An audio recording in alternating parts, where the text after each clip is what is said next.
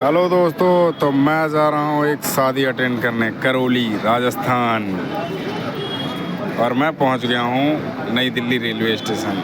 मैं अभी फ़िलहाल आ रहा हूँ चंडीगढ़ से नई Delhi railway station by bus आया। अब यहाँ से जाऊँगा मैं ट्रेन से करौली।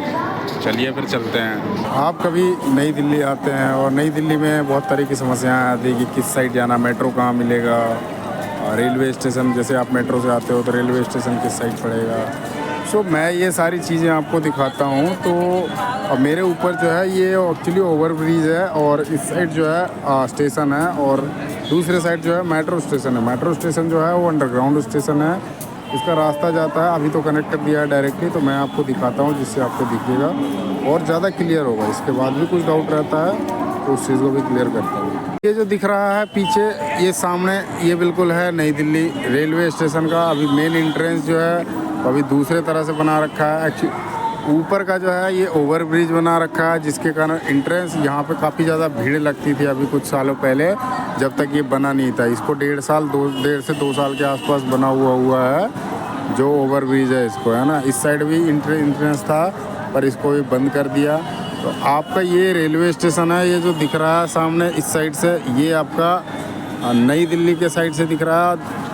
ये आपका 16 नंबर पड़ेगा, यहाँ सामने 16 नंबर प्लेटफॉर्म। और दूसरा साइड जो पड़ेगा इसका अपोजिट में, वहाँ पे पहाड़गंज पड़ेगा। यहाँ से जब आप बाहर निकलते हैं तो एक तो आप ऊपर से निकलते हो इस अंडर पे ओवर ब्रिज से, तो आप सीधा मेट्रो स्टेशन को जा सकते हो, जहाँ पे ख़त्म होगा नीचे उतरोगे मेट्रो स्टेशन है, उसके आगे बस का लगता है ना। और जो आप एंट्री जैसे ये 1 नंबर जो गेट है ना, ये देखोगे ये आपका मेट्रो का गेट का है ना। यहाँ से एंट्री नहीं है, यहाँ से एग्जिट है। अपोजिट साइड का एक गेट है, वहाँ से आपका एग्जिट है। बाकी यहाँ जगह जो है ना धीरे धीरे कैप्चर करके यहाँ अलग ही तरह का बना दिया पूरा का पूरा। तो इस रास्ते से जाओगे यहाँ से आप सीधा ओवर ब्रिज से, तो आप सीधा जाओगे जहाँ पे दिख रहा है ये आगे जाके, वहाँ पे आगे ख़त्म जहाँ पे हो रहा है, उसके बाद नीचे उतर के सीधे जाओगे तो वहाँ पे मेट्रो है ना। उसके बाद टेम्पू चाहिए होगा तो यहाँ से टेम्पू का किराया एक्चुअली बहुत ज़्यादा वसूलते हैं, और रात के टाइम पे तो खास करके बहुत ज़्यादा, दिन में भी लेते हैं, अच्छे खासे लेते हैं। तो आप जो कैब वगैरह होता है, कैब वगैरह आप कर सकते हो, वो आपको सस्ता पड़ेगा। साथ ही इस चीज़ का भी ध्यान रखें, जब मेट्रो से आएँ तो 1 नंबर गेट से जो है एग्ज़िट होना है। ऐसे वहाँ साइन बोर्ड तो लगा हुआ है कि आपका न्यू दिल्ली मेट्रो स्टेशन है इस साइड में। और दूसरा, आप जब एग्ज़िट करते हैं रेलवे स्टेशन से, तो 1 नंबर जो प्लेटफॉर्म पड़ता है वो पहाड़गंज की साइड पड़ता है, उधर से दूर थोड़ा सा पड़ता है जो आपका मेट्रो स्टेशन है ना। कि दिल्ली में कनेक्टिविटी जो है ना सबसे ज़्यादा जो है वो मेट्रो की कनेक्टिविटी है, जिसके कारण आपको मेट्रो में चलने में जो है सबसे आसानी है और सस्ता भी है। DTC भी है जो दिल्ली ट्रांसपोर्ट कॉरपोरेशन है, उसका भी सस्ता है, पर उसमें थोड़ा सा है कि आपको बस ट्रेन हो गया, ऐसे आप ओवर ब्रिज से पार करते हो ना, ओवर ब्रिज मेरे पीछे जो है दिख रहा है, इससे पार करोगे तो वहाँ पे बस स्टॉप भी है, तो बस भी रुकता है वहाँ पे, तो वहाँ से जा सकते हो। लेकिन उसमें थोड़ा ज़्यादा है घूमने का, वो सस्ता है। पर आपका दिल्ली मेट्रो जो है वो कनेक्टिविटी उसमें बहुत ही बढ़िया है, उसमें टाइम सेविंग है, कंफर्टेबल आपको मिलेगा। थोड़ी सी भीड़ होती है पर कंफर्ट ही है। और बाकी तो अभी जो एरिया है पीछे मेरे एरिया दिख रहा है, ये एरिया में अभी बना दिया गया है। अभी मुझे लग रहा है अभी 6 महीने ज़्यादा नहीं हुए होंगे इसको बनाए हुए हैं। बाकी इतना ही है। तो और किसी चीज़ की जानकारी चाहिए होगी, मैं तो अभी अंदर गया नहीं हूँ, है ना। अंदर जाता हूँ तो स्टेशन का प्लेटफॉर्म जो है, टोटल 16 प्लेटफॉर्म्स हैं।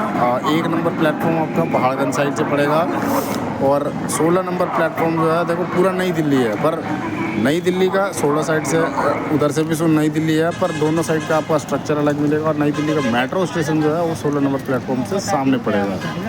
1 नंबर प्लेटफॉर्म से थोड़ा दूर पड़ेगा, 2-2.5 किलोमीटर के आसपास पड़ेगा। उधर से फिर आपको ई-रिक्शा लेना पड़ेगा, है ना। सो जब भी उतरे हैं तो 16 नंबर साइड से आए। वो अपना होटल्स वगैरह जितना आपको मिलेंगे सारे पहाड़गंज के साइड में मिलेंगे। मैक्सिमम होटल्स जो हैं वो पहाड़गंज के साइड में मिलेंगे।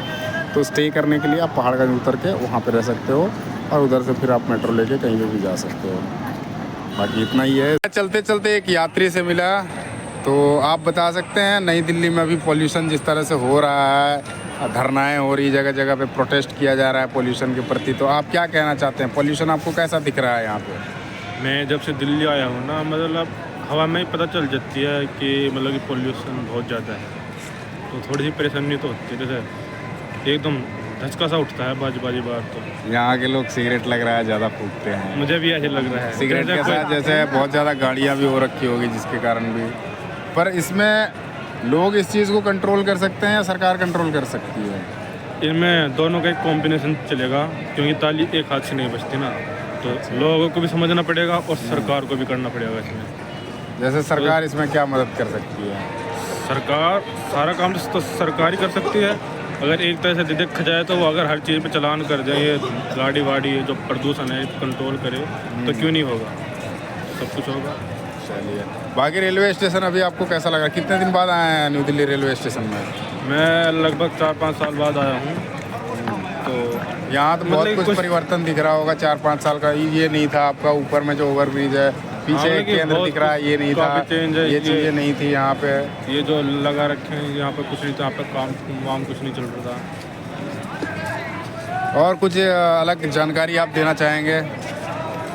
बस और तो कुछ नहीं, ठीक है। चलिए ठीक है, धन्यवाद। आपका नाम क्या हुआ, शुभ नाम? मेरा नाम जसवंत। चलिए ठीक है, धन्यवाद जी, धन्यवाद। इनसे बात करके अच्छा लगा। इनसे मैंने पूछा यहाँ के पॉल्यूशन के बारे। तो एक्चुअली देखो, पॉल्यूशन है अभी थोड़ा कम है, क्योंकि यहाँ ठंड भी जो है ना बहुत ज़्यादा रहता है जनरली इन टर्म देखा जाए तो। ऐसे बाकी जगहों के कंपैरिजन में भी ठंड ज़्यादा होगा, क्योंकि मैं आया हूँ नॉर्थ से, जिसके कारण मुझे थोड़ा लेवल जो है ना इससे भी मैं ऊँचे जगह से आया हूँ, जिसके कारण थोड़ा कम लग रहा है, हो सकता है। बाकी ठंड है यहाँ पे। अभी ठंड में आए तो पूरे जुगाड़ में आए। देखो मैंने लगा रखा है कैप, जैकेट वगैरह सारा कुछ लगा रखा है। अभी ये सारी व्यवस्थाएं लेके आए। चलिए तो फिर चलते हैं आगे की ओर।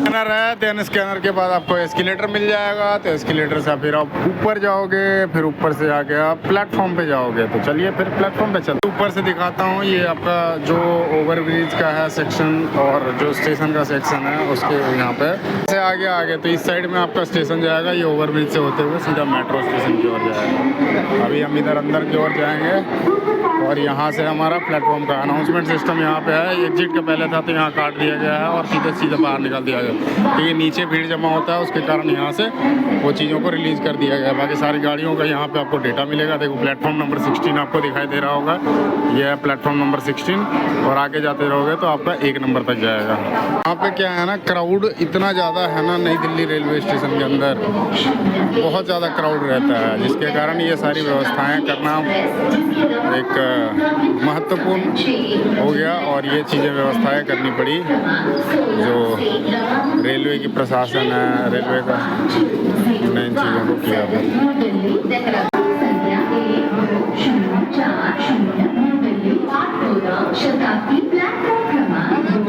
गाड़ी जो है करौली वाली वो आएगी आपका 6 नंबर प्लेटफॉर्म पे और हम पहुंच गए हैं 6 नंबर प्लेटफॉर्म पे। अब हम आगे को नीचे को जाएंगे प्लेटफॉर्म पे। तो उसके बाद गाड़ी हमारी जो है 7 बज के कुछ 40 मिनट पे है, 42 मिनट पे है, ऐसे 7 बजे के बाद है ना। तो फिर पकड़ते हैं, इंतज़ार थोड़ा कर लेंगे। प्लेटफॉर्म पे उतरने के लिए एस्केलेटर है और आपका लिफ्ट भी पड़ा हुआ है। गाड़ी का अभी भी चल रहा है, पहले इस्तेमाल करें फिर विश्वास करें। एक गाड़ी आई हुई है यहाँ पे। तो हमारी गाड़ी आ चुकी है, यहाँ पे लगी हुई थी 20-452। इस गाड़ी में हम जाएंगे और यही गाड़ी हमें लेके जाएगी करौली तक। हमारा सीट जो है S6 में है।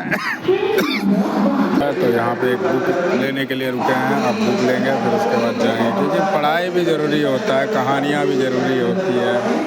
पढ़ाई के माध्यम से किसी कहानी को पढ़ना। तो मुसाफिर कौन सी बुक ले ली? 4 बुक फाइनली हमने लिया। तो 3 बुक हैं दिव्य प्रकाश दुबे का और एक बुक जो है एक उपन्यास है जो दीवार में एक खिड़की रहती थी। जैसे मैं दिखाता हूँ, ये पहला है जो इब्न बतूती करके है ना।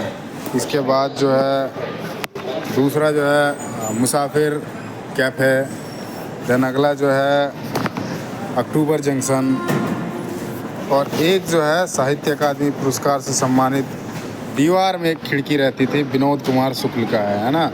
4 बुक लिया है, अब 4 बुक अभी ट्रेन में जाएंगे, पढ़ेंगे जितना हो सकता है, फिर बाद में टाइम जब मिलेगा वैसे करके। कहानी पढ़ते रहना चाहिए, इससे आपको क्या है समाज के बारे में पता चलता है, लोगों की जो सोच है उसके बारे में पता चलता है, कैसे उन्होंने अपने समय को देखा, किस तरीके से देखा, अपना अनुभव को साझा किया उन्होंने।